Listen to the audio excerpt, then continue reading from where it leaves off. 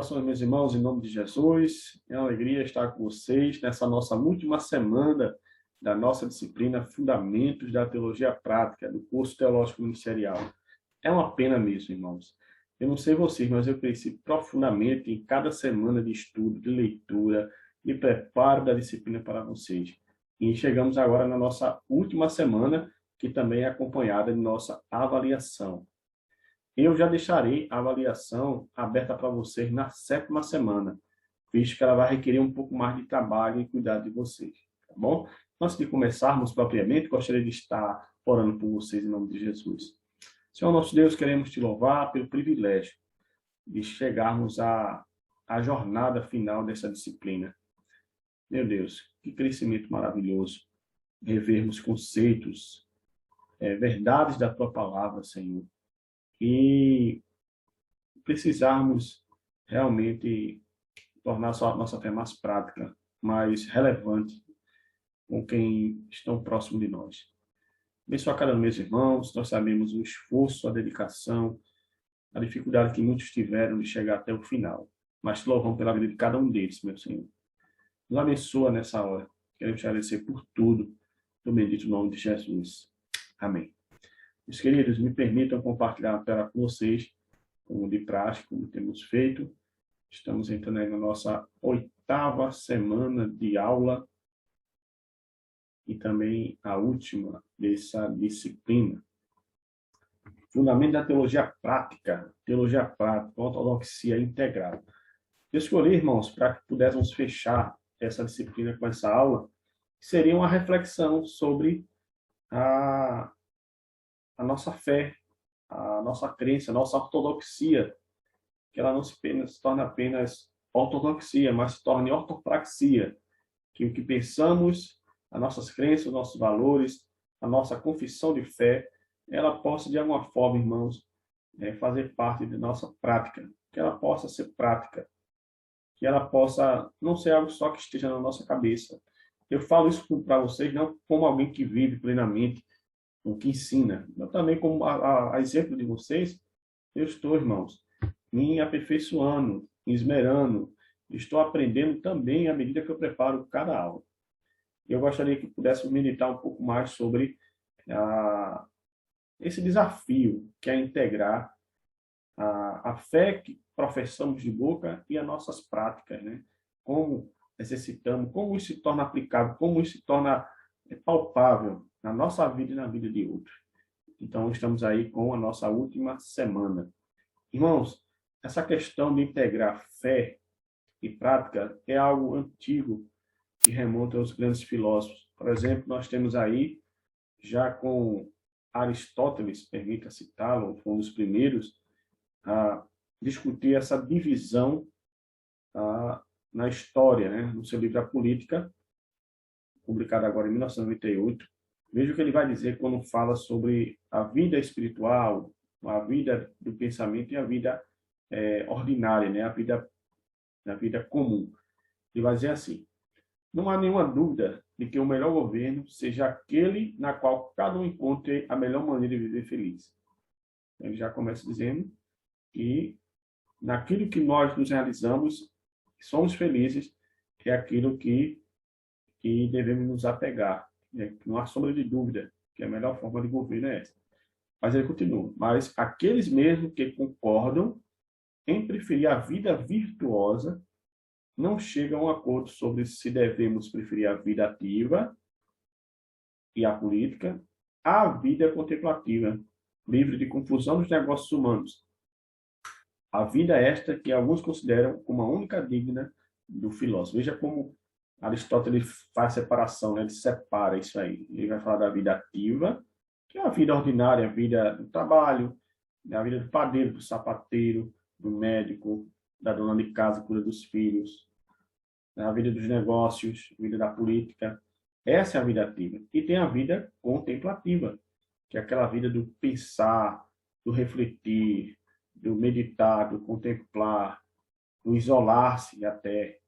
Ele vai dizer que alguns consideram que essa seja a única vida digna do filósofo, já a única. Não é uma das, é a única.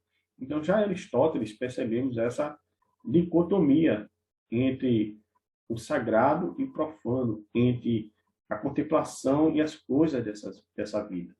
Então, só um pouco de interdisciplinaridade, irmãos, que eu sei que muitos de vocês já viram essa parte da minha aula, na disciplina de cosmovisão, mas não temos como falar sobre integralidade, sobre uma fé integrada, sem remontarmos à história, né, do pensamento filosófico, com uma pincelada. Esse pensamento de Aristóteles não ficou apenas com ele acabou também influenciando a igreja. Ele entrou também no pensamento cristão, na igreja cristã. Nós temos aí a influência de Aristóteles já com um dos maiores doutores da igreja, o próprio Agostinho de Hipona. Ele também vai criar essa dicotomia entre a vida ativa e a vida contemplativa na tradição cristã. E ele influenciou fortemente um outro grande pensador, o Tomás de Aquino. Ele influencia também Tomás de Aquino acerca dessa dicotomia entre o sagrado e o profano. Então, ele é apenas de uma roupagem cristã, mas a estrutura é a mesma, né? essa divisão. Então, a gente percebe o desafio que até hoje a igreja sofre dessa influência. Depois de séculos, a igreja ainda é influenciada, muitas pessoas pensam que a vida mais santa é a vida mais voltada necessariamente para as questões da igreja local, para as questões do ministério, para o ministério pastoral, mas não é bem assim que a Bíblia revela. Na verdade, essa dicotomia, ela não faz parte do pensamento cristão, não faz parte da vontade de Deus revelada na Escritura. A vontade de Deus revelada na Escritura, e a atitude que foi revelada, é que trabalhamos mais a integralidade, não a separação, a dicotomia, como é proposto por esses pensadores aí. Vamos seguir. E já ao longo dos séculos, né, principalmente aí no século XIX, nós já tivemos alguns resultados, irmãos, desse rompimento, dessa dicotomia entre o contemplativo e a vida ativa, entre o sagrado e o profano. Por exemplo, nós temos aí um dos maiores concílios religiosos do cristianismo, que foi o Concílio Vaticano II, da Igreja Católica Romana, em 1961, onde exatamente o Concílio Vaticano II tratou vários artigos católicos romanos acerca da relevância da igreja para a sua atualidade e como a igreja responderia às demandas do seu tempo. Muitos dos artigos do Catecismo II já estão disponíveis na internet. E aí você percebe a igreja despertando para a relevância dela no cenário público, a relevância dela na política, na economia, nas artes. Então, ela passa a romper um pouco mais com essa dicotomia. E não somente a tradição católica, ela passa, irmãos, a trabalhar e a pensar sobre as implicações da missão da igreja, da vida da igreja para o mundo. Mas temos também aí, na tradição protestante do cristianismo, nós temos aí o próprio Congresso de Lausanne, como já vimos em outras aulas, né, com Billy Graham, o John Stott, que também, a exemplo do Vaticano II, eles trazem também a pauta de suas reuniões, discussões sobre responsabilidade social, toda a situação da igreja em relação aos pobres, necessitados.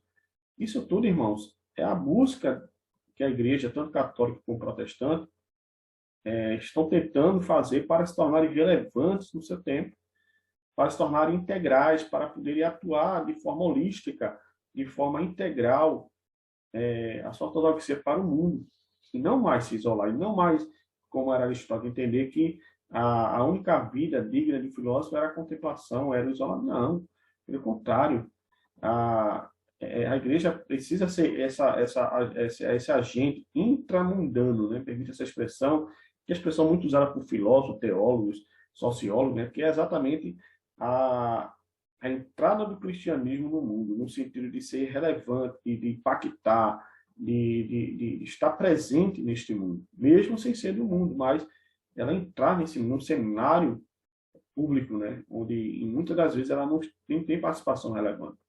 Então, isso é muito importante para o pensamento da missão da igreja, da atuação da igreja e, por que não dizer, de uma ortodoxia integral. Mas, acima de tudo, irmão, devemos também perguntar se a busca dessa integralidade, né? Se o cristão ele pode buscar sua intimidade com Deus, ignorando essas questões públicas, né? Essas questões de ação social, de relevância pública, de atuação em várias esferas da sociedade, como já vimos em outras aulas, né? Os próprios neocalvinistas reformadores, como Abraham Kuyper, o próprio Calvino, né? Ele foi extremamente relevante em questões públicas em Genebra. Mas a pergunta é essa, irmãos. O cristão pode buscar sua intimidade com Deus ignorando as questões públicas? Eu acredito que sim, pode. Ele pode ter sua intimidade com Deus ignorando as questões públicas. Mas eu entendo que, todavia, esse crente que busca essa intimidade com Deus, ele, ao mesmo tempo, ele vai empobrecer a sua atuação no mundo, como luz e sal do mundo, como sal da terra e luz do mundo. Ele empobrece a sua relevância, ele empobrece a sua participação. Pense só a sua igreja.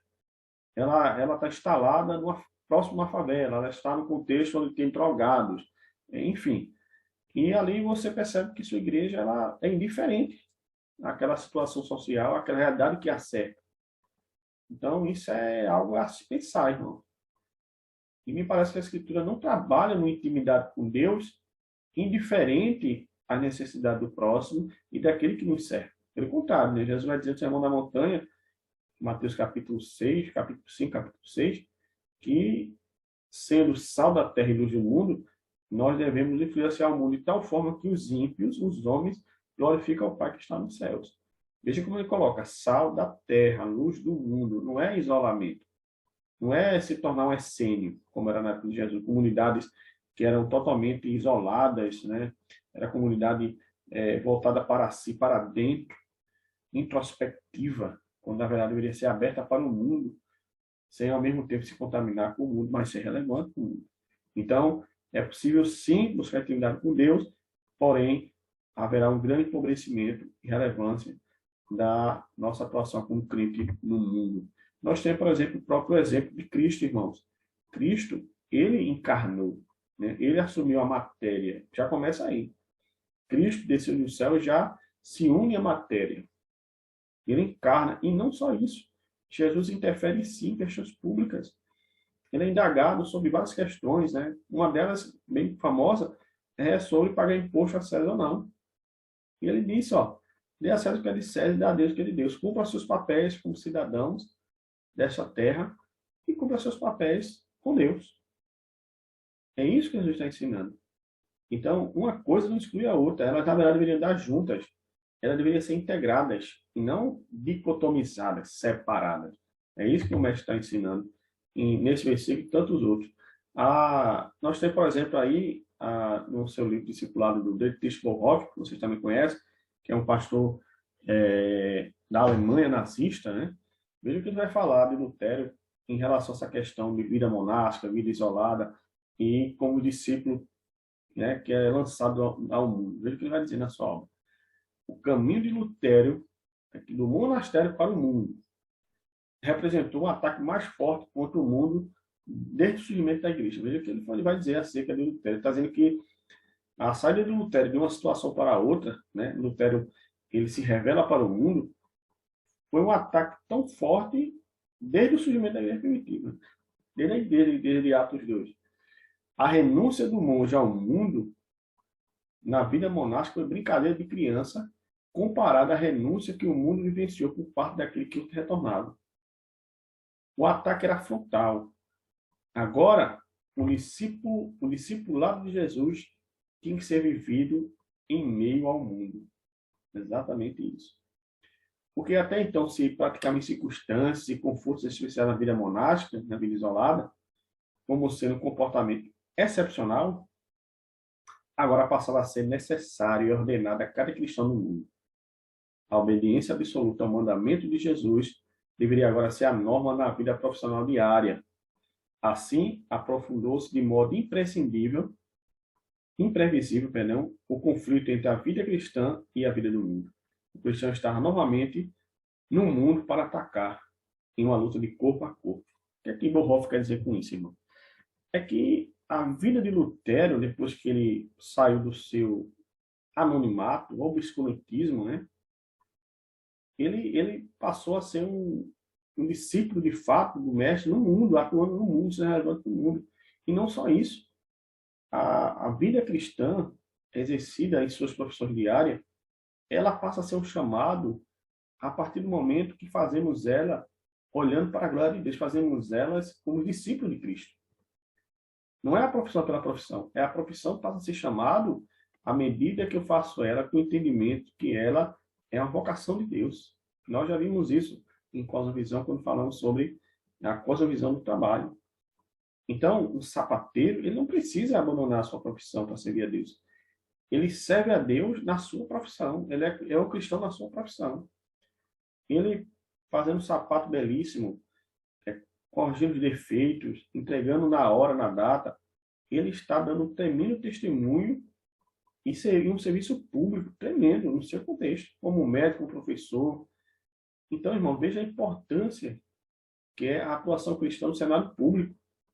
Você que é professor, você que é dona de casa, você que trabalha com crianças, né, trabalha, enfim, infinitas atividades profissionais. Né? Você, à medida que você entende que você é discípulo de Cristo e que o que você está fazendo é para a glória de Deus e para influenciar outros e ser relevante no contexto que você está presente, aquilo é um chamado de fim. É isso que o Bonhoeffer está dizendo. Então, é muito importante termos em mente essas questões relativas à nossa atuação pública. Devemos lembrar, irmãos, que o Evangelho ele deve ser aplicado, o Evangelho o Evangelho todo deve ser aplicado ao homem todo e a todos os homens. O Evangelho é integral, ele tem que alcançar o homem integralmente e a todos os homens. A todos os homens. Jesus disse, ide pregar o Evangelho a todas as criaturas. E fazer discípulos de todas as nações, batizando o nome do Pai, do Filho e do Espírito Santo. Então, a igreja é chamada, vocacionada, ela é dada o poder do Espírito para ela fazer discípulos de todas as nações, que todos os homens, em todo lugar, conheçam a Deus e a seu Filho, no poder do Espírito. Então, o Evangelho, irmão, é integral para atingir o homem integralmente, todas as suas necessidades, todas as suas áreas. Claro que, como já vimos na aula passada, é possível fazer discípulos sem necessariamente ter ação social. Né? Fazer discípulos precede a ação social. Mas haverá momentos na vida da igreja, como houve momentos na vida de Cristo, os discípulos, que houve uma necessidade de uma integração. E digo mais a vocês, à medida que fazemos discípulos, como já vimos em outras aulas, esses discípulos têm um impacto tremendo na vida do ser humano em todas as suas áreas. Pelo menos deveria ter. Pelo menos deveria ter essa ação que contemplava suas necessidades espirituais, sociais, financeiras, emocionais. Porque o homem não é só espiritual, ele é uma questão psicossomática, né? Como vai dizer o próprio Anthony Huckman no seu livro, Homens Criados à Imagem de Deus. O homem é uma questão holística, é um todo, né? Não é só a espiritualidade, é tudo. Então, nós devemos pensar no Evangelho dentro dessa perspectiva aí. Né?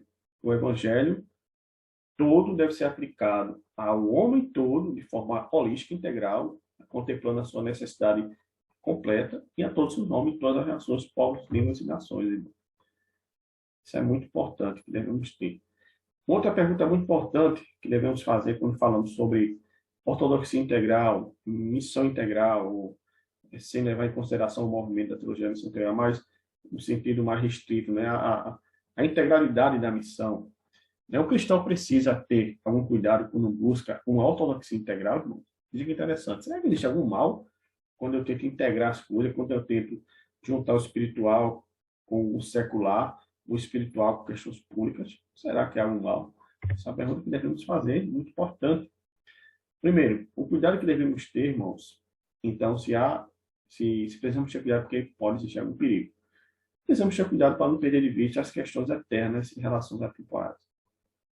Qual o cuidado que devemos ter? É como bem disse Pedro Dutti no seu livro, né? Ortodoxia Integral. Precisamos ter cuidado para não cair no erro. A igreja está tão preocupada com a ação social, responsabilidade social, com os pobres, com os necessitados, com as pessoas que o cercam, como eu falei para vocês, né? A igreja está no meio da favela, ela vai só se preocupar em tirar o pessoal das drogas, mas tem que ter cuidado para a igreja não cair no ativismo, se tornar uma ONG. Então, precisa ter muito cuidado com isso. Porque não são essas coisas que permanecem para sempre, mas sim as coisas de Deus, né? As coisas essenciais, é como Jesus disse, né? O tesouro dos céus. É isso que devemos buscar, o reino de Deus. Então, a igreja precisa ter cuidado para não perder a sua posição profética como a única instituição no mundo que Deus colocou, e por meio dela é feito discípulos para o reino de Deus, que nem outra instituição tem esse poder, essa capacidade, essa vocação, e nos confundimos com outras instituições e acabando de entrar em outras esferas de atuações. É isso que nós temos que ter cuidado, né? Para não perder a nossa identidade como igreja, como essa incubadora de virtudes, como essa instituição criada por Deus que prepara o crente, equipa o crente para o mundo, mas ao mesmo tempo sem perder de vista o alvo, Cristo Jesus, o reino de Deus, a vontade do Senhor. Precisamos ter cuidado com isso. As almas dos homens, né?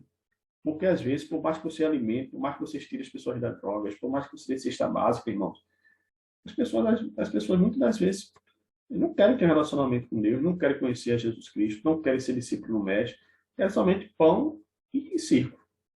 Ou como na época de Jesus, queriam os seus milagres e o pão. Não queriam a mensagem do Messias, não queriam conhecer o Messias. Então veja como isso é delicado, como isso é uma linha tênue, né? A igreja precisa ter esse cuidado, precisa ter sabedoria, precisa, na verdade, ter o equilíbrio para poder atuar e integrar as coisas, né? À medida que é espiritual, à medida que não perde de vista o reino de Deus, sua justiça, as coisas eternas espirituais, ela possa servir ao próximo, à sua comunidade e ser relevante na necessidade do seu próximo, mas sem perder de vista quem ela é, a sua identidade.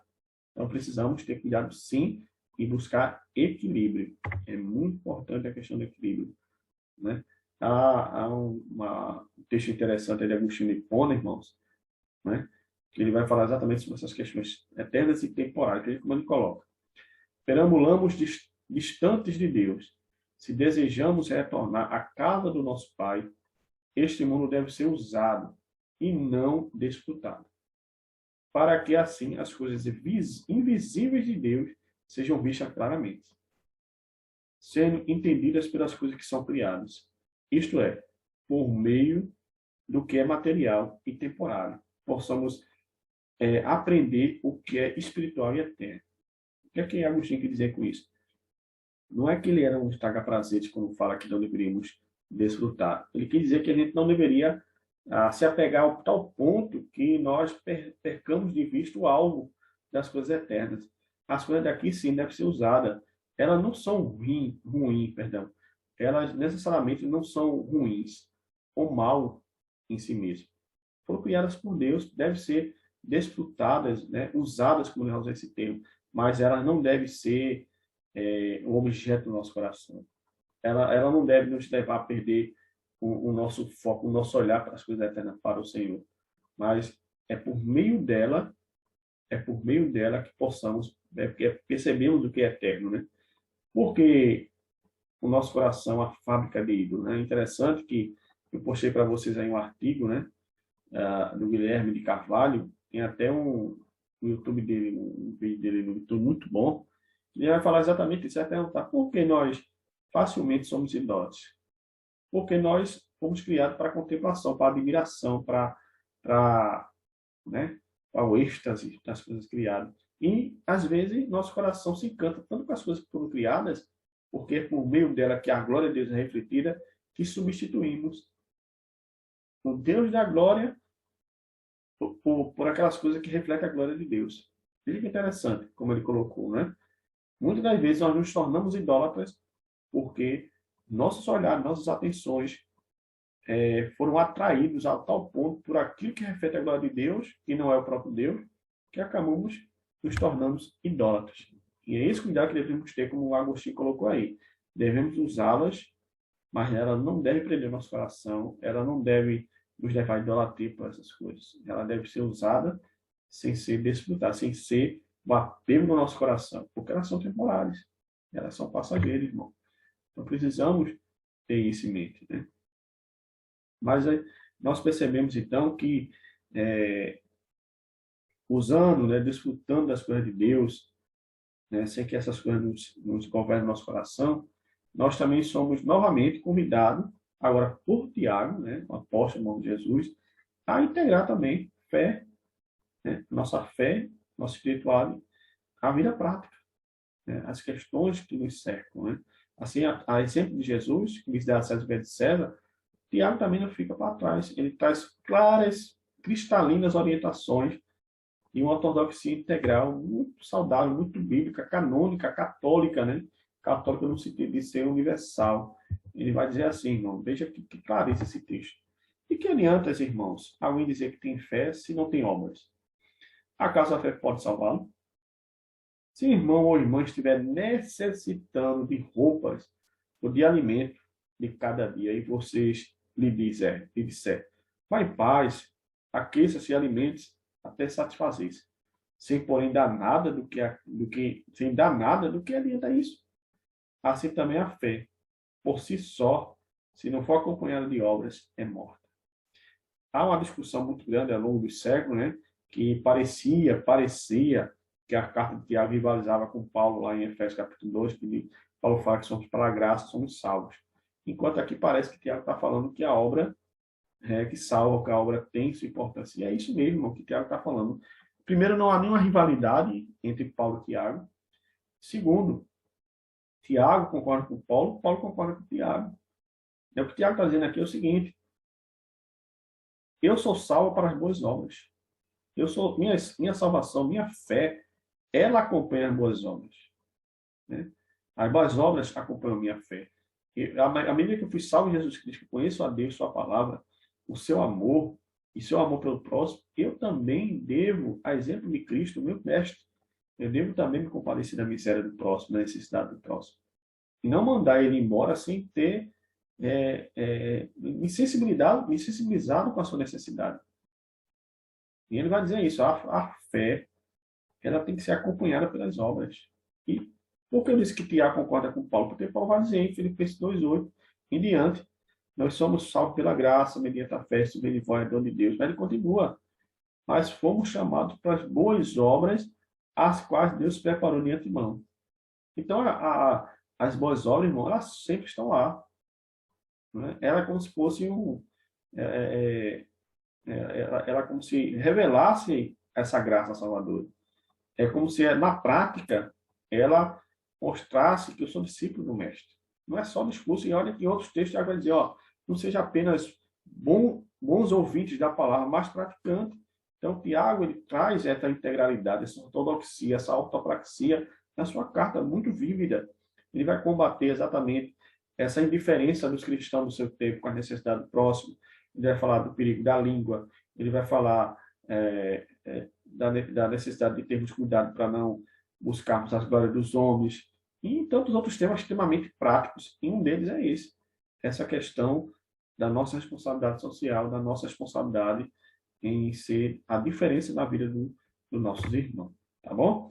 Então, irmãos, basicamente a nossa aula de encerramento da disciplina é esta, é só mais uma provocação acerca da busca da nossa ortodoxia integral, de uma ortodoxia que não seja apenas de discurso, de palavras, mas que ela possa refletir na prática, ela possa ser aplicável, que nós não tenhamos essa disciplina como mais uma disciplina do seminário, que eu estou me formando em teologia, que eu vou receber um diploma. Não, irmãos, que de verdade nós possamos, ela possa mexer com o nosso coração, ela possa nos levar à prática, uma prática mais eficaz. Se já fazemos, possamos fazer ela melhor e mais. Se não fazemos, possamos fazer à medida de que estudamos a palavra de Deus ao longo de 8 semanas sobre esse assunto que nos desafia a nossa fé, né?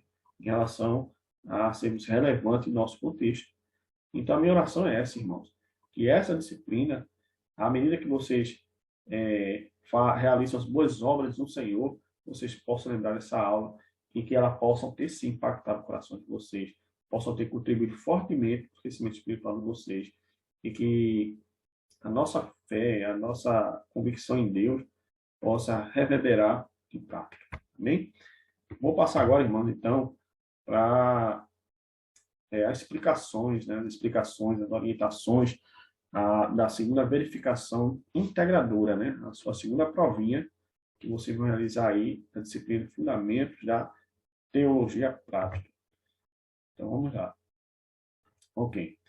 A avaliação de vocês vai ser muito prática, pessoal. Muito prática mesmo. Muito prática. Certo? Vou pedir a vocês, deixa eu colocar isso aqui. Ó, vocês vão desenvolver alguma atividade de serviço público ou ação social. A prova de vocês será essa. Tem alguns caminhos. Aí eu estou dando a vocês algumas sugestões que vocês podem aderirem, né?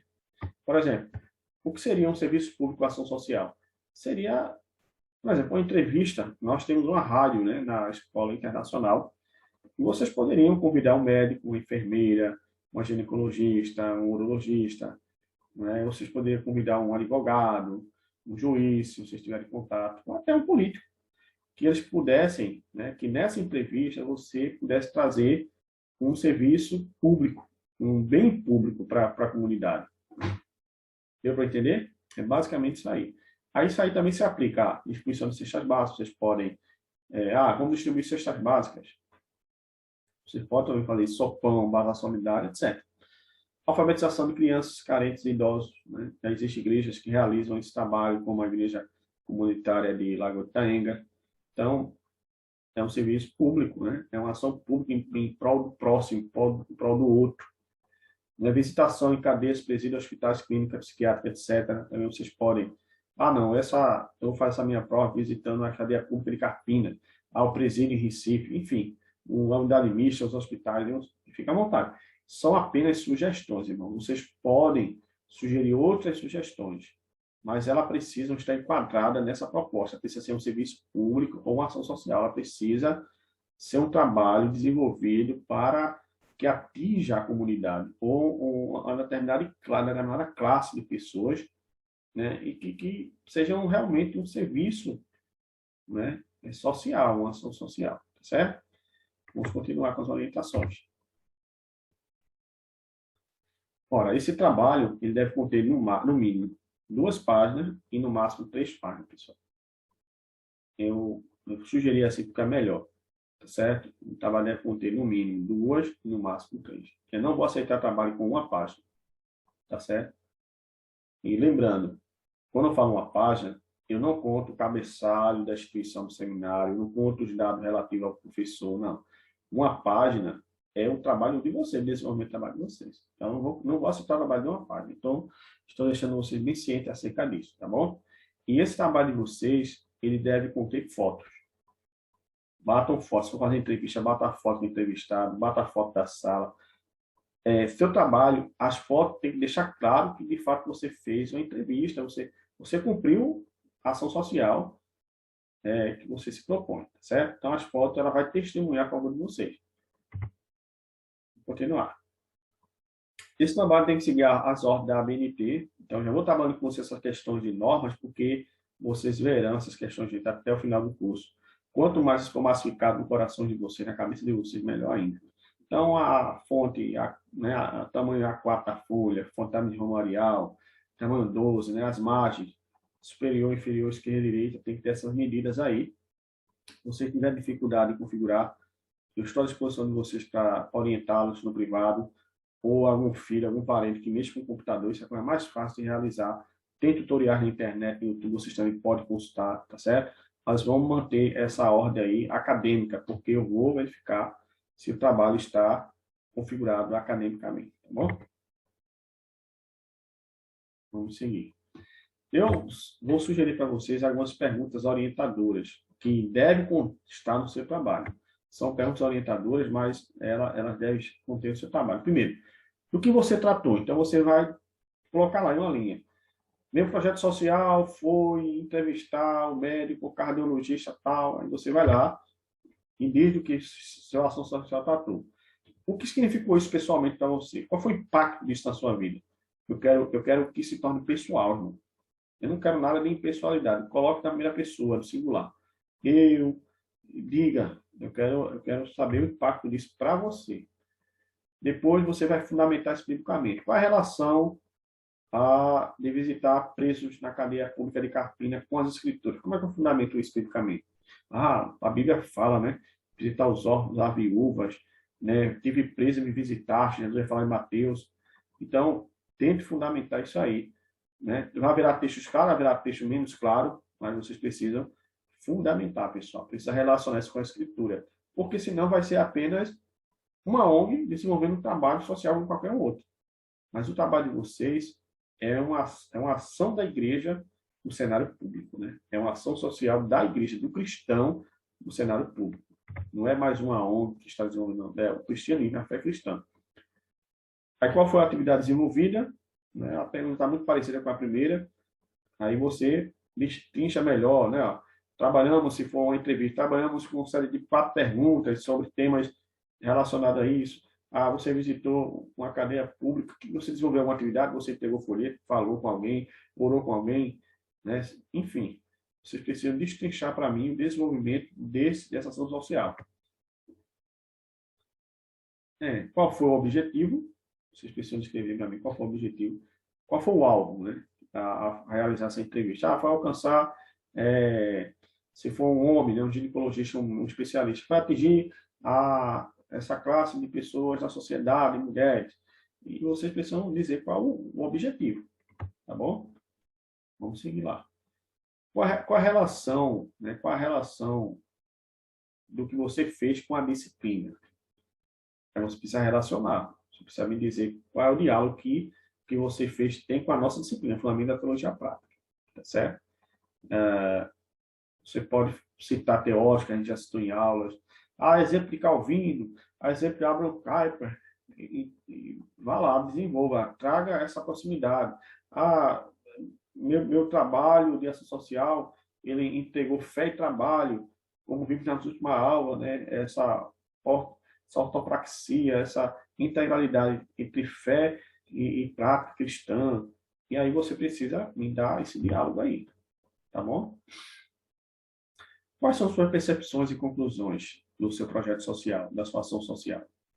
Né? Quais são as percepções que você conseguiu adquirir, percebeu? Quais são as conclusões que você chega acerca da sua ação social? Precisa de ter mais ação social, essa ala da sociedade esquecida pela igreja, pelo governo público, né? Pelo governo, pelo setor privado. Nós precisamos falar mais desse tema, porque é uma carência nessa área de informação. Então, você precisa dar suas conclusões acerca da sua ação social. Tá bom? E quais são as suas perspectivas para o futuro, irmão? Foi o que eu falei enquanto eu falava com vocês sobre a nossa disciplina. Depois de 8 semanas estudando sobre fundamento da teologia prática, né? Onde começamos desde a conceituação, passamos aí pela vários assuntos, vários temas, né? Tem uma aula que entramos diretamente só na escritura comparando a missão da igreja, né? A contribuição do cristianismo na história social. E quais são as suas perspectivas futuras? O que você pensa em mudar diante de uma aula dessa, diante de uma disciplina dessa? O que você gostaria de melhorar na sua vida como crente, no seu ministério? Você deseja levar essa proposta, essa percepção para dentro da sua igreja? Você queria desenvolver um projeto na igreja social relevante? Você queria trabalhar com a sua comunidade próxima de forma impactante? Enfim, eu gostaria de saber sua expectativa para o futuro, né? Que essa disciplina não seja mais uma disciplina entre tantas que você estuda, enche a cabeça de conhecimento. Não, estou sabendo que isso é verdade, então, vida que segue. Não. Eu quero as suas percepções. Então, irmão, essas são algumas perguntas orientadoras que devem constar no seu trabalho, tá bom? Eu quero ler o seu trabalho e perceber que elas estão lá, tá bom? Eu não coloquei aí cada uma quantas linhas deve conter, quantas letras. O seu trabalho, lembre-se, tem que conter no máximo, no mínimo 2 páginas, no máximo 3 páginas. Aí, tudo isso aí com foto, né? Com as medidas acadêmicas, tudo direitinho, certo? Então, meus queridos, essa aí é a nossa aula da nossa última semana e as orientações para a segunda verificação integradora, tá bom? Espero que vocês tenham entendido a proposta, espero que vocês tenham crescido como eu cresci com essa disciplina e que prossigamos, irmãos, em conhecer ao Senhor e em viver para a sua glória em tudo que venhamos a fazer, em nome de Jesus. Permita orar por vocês para que possamos encerrar. Senhor nosso Deus, queremos te agradecer por essa disciplina, Senhor.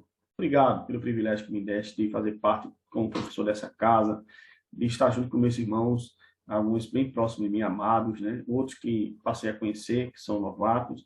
Obrigado por esse privilégio de poder servir ao Senhor na academia, Senhor. Obrigado. Abençoe esses irmãos, que, sinceramente, eu espero que essa disciplina também tenha impactado a cada momento das suas vidas, né?